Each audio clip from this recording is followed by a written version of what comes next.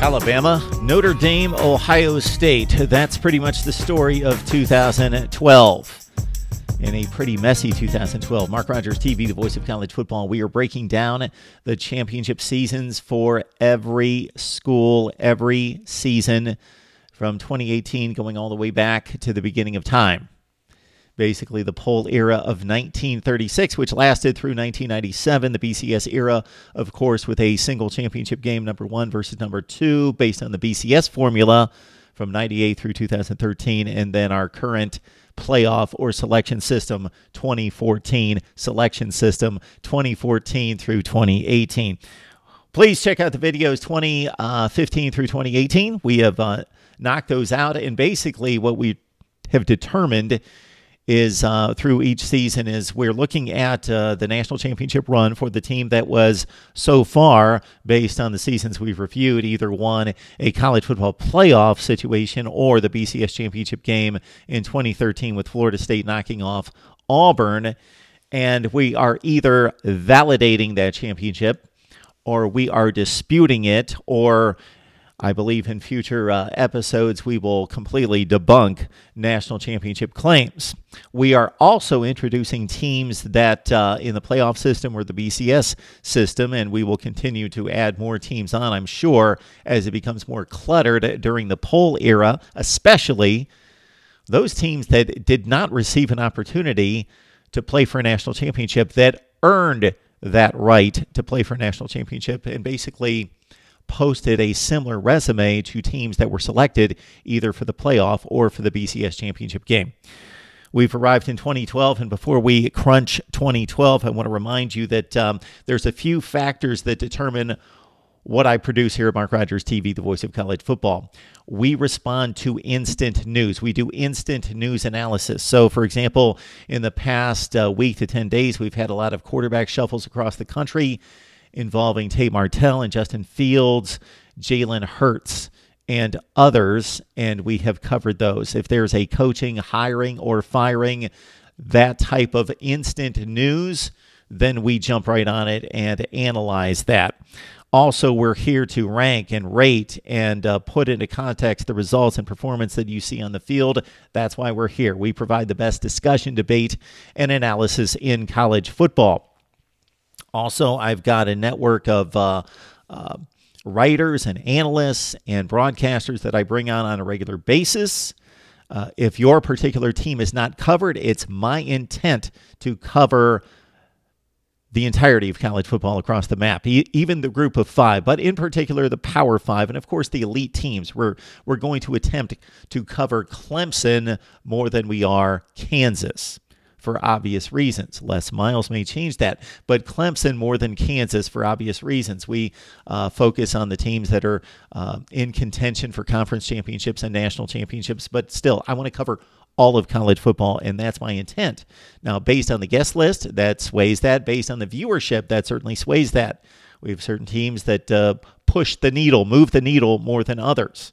In this particular series, I had a number of you during our talks during the season and in the offseason of last year, late in the offseason, suggest this series that I basically go through every season and really analyze what happened and what was possibly an injustice. And I thought it was a great topic, great historical topic to kind of rewrite history and put it into context. Some teams have been forgotten that certainly posted great seasons and had justifiable cause to be playing in national championship games or in playoffs or be considered for the number 1 spot during the poll era. I wanted to analyze that. But here's the issue.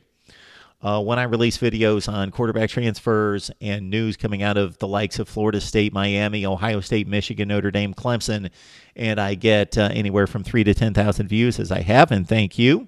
And that number needs to continue to soar, but for right now, we are growing exponentially. So again, thank you. That's all because of you. When I put work into those videos and those topics and they soar, then it draws into comparison this video series, which I had high hopes for, but at the same time, we're talking about Viewership in the 150 range per video. 124, 141, 230. So it doesn't make a whole lot of sense for me to continue this. So please like, comment, and share the videos. Get them out there on social media. That's going to be the only thing that's going to boost the production of these videos. Otherwise, it's a waste of time for me to talk to nobody. So I will do 2012. I don't know when 2011 is going to come because we'll see how 2012 and the other videos perform. But up to now, I will need to stop this series. Unfortunately, I would like to, and it was my plan to produce one video per day. Okay, like I said, let's get to it now. 2012 was messy. Okay, Notre Dame was the only eligible team that finished undefeated, 12-0 in the regular season. Of course, they didn't play a conference championship game. We saw what that did to 2018's results and a playoff situation. Notre Dame skated through the season. Now, they went undefeated, just like Florida State did 2 years later in 2014 in winning a national, trying to defend their national championship. And, of course, they stumbled badly at the Rose Bowl in the national playoff against Oregon. Notre Dame, in a similar fashion, consider these results in 2012 in going 12-0. They beat Pitt, a marginal team, 29-26 in 3 overtimes at home. Stanford, remember this game, 20-13 win in overtime that produced a goal line stand. So credit Notre Dame for the goal line stand and the win in overtime at home against a good Stanford team, that won the Rose Bowl that year. But also consider that there was a very controversial play at the end of the game involving Stephon Taylor, whether his knee was down or whether he scored the touchdown. And the refs sided with Notre Dame on the spot, and they skated by Stanford. Also, the Michigan game, even though Notre Dame won 13-6, they were completely outgained, outplayed by Michigan. Denard Robinson and the Michigan quarterbacks threw 5 bad interceptions. So Michigan basically having a running back playing quarterback certainly was the difference in that game as Michigan dominated in terms of yardage. Purdue, not a good team in 2012. I believe they barely made a bowl game in 2012. This game went down to the wire in South Bend again as Notre Dame kicked a field goal by Kyle Brinza at the gun to win 20-17. So Notre Dame at 12-0 skated by. Still, they won the games, so they put themselves in position to play for the national championship. Alabama, of course, lost the Johnny Manziel game when he cemented his Heisman candidacy in Tuscaloosa. It did not affect Alabama, though. It was considered this huge game, an enormous game. Well, it was individually for Johnny Manziel in winning the Heisman. But for Alabama, they marched through the rest of the season, went to the SEC championship game, an epic game against Georgia. Many people believe, I do as well, that those were the 2 best teams in the country, Alabama and Georgia. Bama survived 32-28. I won't go into the details of that game, but it's much documented, and we've talked about it here at Mark Rogers TV, the voice of college football, countless times. So Bama wins the SEC over Georgia. That obviously a huge test. And then also there was the loss to Texas A&M, and Bama survived a game against a marginal Tennessee team that year, led by, I believe that was the 2011 2012 against Tennessee, 12-10 game.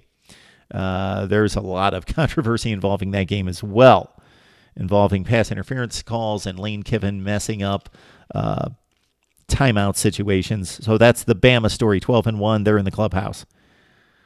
Let's consider Kansas State won the Big 12. They went 11-1. No conference championship game, but K-State had only one loss as a conference champion as well. That was applied to later teams as well, missing out on the playoffs or not getting to a conference championship game and still getting into the playoffs. Kansas State 11-1. They did lose badly to Baylor 52-24. And then they were somewhat discredited in the Fiesta Bowl by Oregon, 35-17. That brings up the Ducks. They went 11-1. Their lone loss was to Stanford. When Oregon was number 1 in the country, they lost to Stanford 17-14 in overtime. This is basically the game that ushered Alabama into the national championship game. So that game also denied Oregon a spot in the Pac-12 championship game because they lost the tiebreaker to Stanford, even though Stanford had 2 losses. One was the loss to Notre Dame out of conference, so it didn't count in the league standings. So Stanford, with the Notre Dame win that they may have justifiably won, could have only had 1 loss as well. And then you would have had Stanford, Oregon, Kansas State, and Florida. We'll talk about them in a second with 1 loss. All sorts of teams with 1 loss, and a controversial call possibly robbed Stanford of only having 1 loss. But because Stanford beat Oregon head-to-head, despite the 2 overall losses, it sent the lower-ranked team, Stanford, to the Pac-12 championship game. Oregon finished 11-1 in the regular season. It missed out on the conference championship game and then blasted K-State in the Fiesta Bowl by 18 points. There's the case of Florida.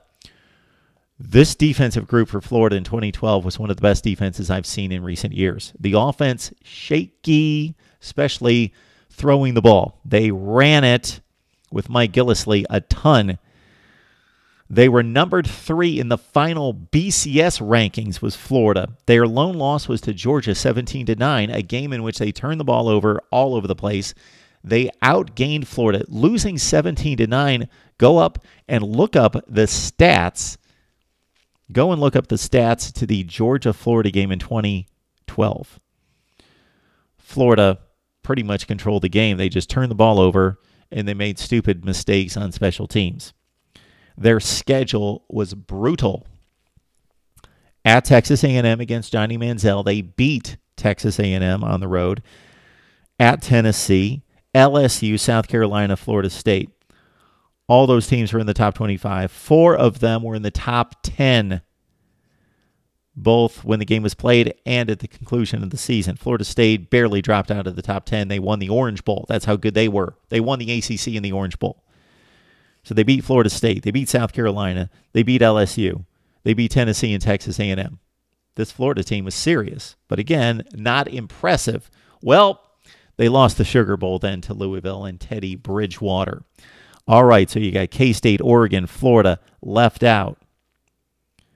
What about the case about Ohio State? Because we're just talking football, not probation, who's eligible, who's not. And it wasn't the type of incident in which it gave Ohio State an unfair advantage on the field. So make the distinction there.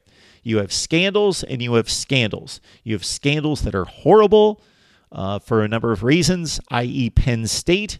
You also have scandals that affect the eligibility of players directly related to grades and money, recruiting that obviously is an advantage of bringing better players on campus and to your team. Those are all competitive advantages and eligibility issues involving competitive imbalance and breaking the rules based on the competition on the field.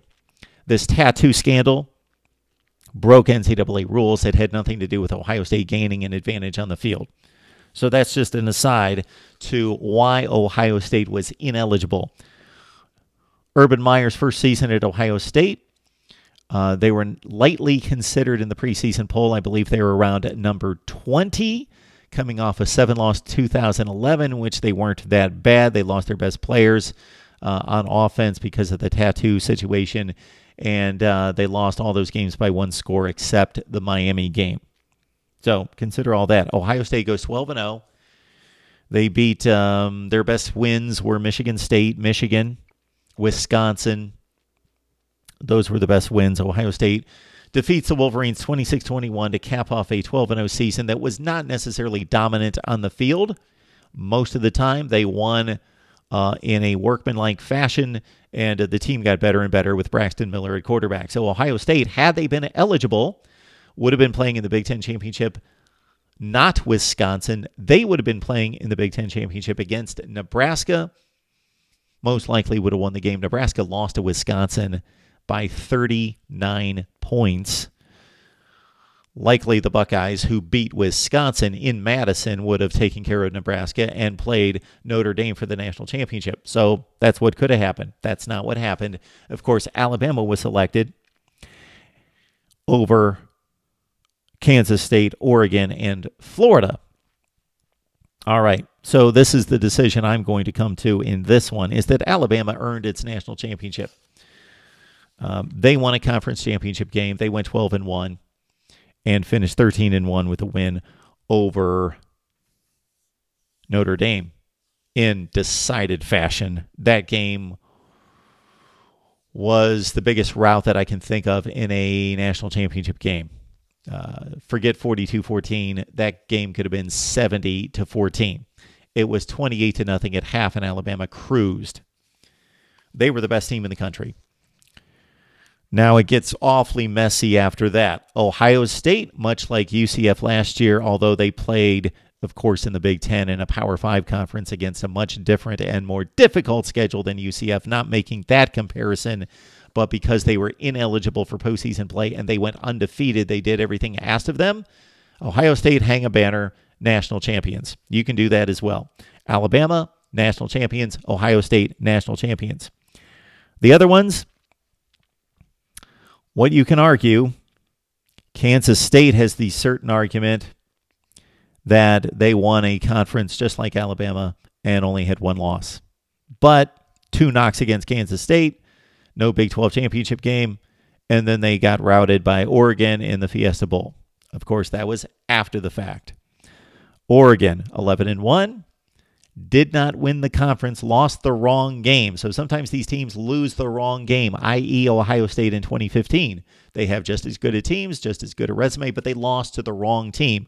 Oregon should have lost to Oregon State or somebody else, but they lost to Stanford. Therefore, Stanford won the head-to-head and got the tiebreaker to go to the Pac-12 championship game. So unfortunately for Oregon, even though in some arguments they could claim that they needed a shot or deserved a shot, earned a shot at the national championship game, they did not win their conference, technically. Florida, same deal. They lost to the wrong team. And Florida, again, played the toughest schedule of anyone in the country. And they lost a game that they dominated in yardage like 3 or 4-1. They beat Texas A&M, Tennessee, LSU, South Carolina, Florida State. Wow. So here it is. Alabama's an undisputed national champion. Ohio State can claim a national championship because of the undefeated season. Kansas State, Oregon, Florida, for as much as I would like to have seen you in a playoff situation, get a chance because of only one loss, and K-State winning the Big 12, and Oregon and Florida basically, based on technicalities, not getting a chance to win their conferences. I cannot afford you the opportunity to claim a playoff or championship spot. That's the conclusion to 2012. Again, like, comment, and share the videos. That's key because we need to get viewership to this series. Otherwise, we will stop the series and continue with other things. We appreciate the support right here at Mark Rogers TV, the voice of college football. You can also support by shopping at Amazon using the links in the description section below. Take any of those links, the Amazon link in the description below, and just use it to enter the site. You don't need to buy anything on my behalf. Just do your regular shopping at Amazon right here at Mark Rogers TV, the voice of college football.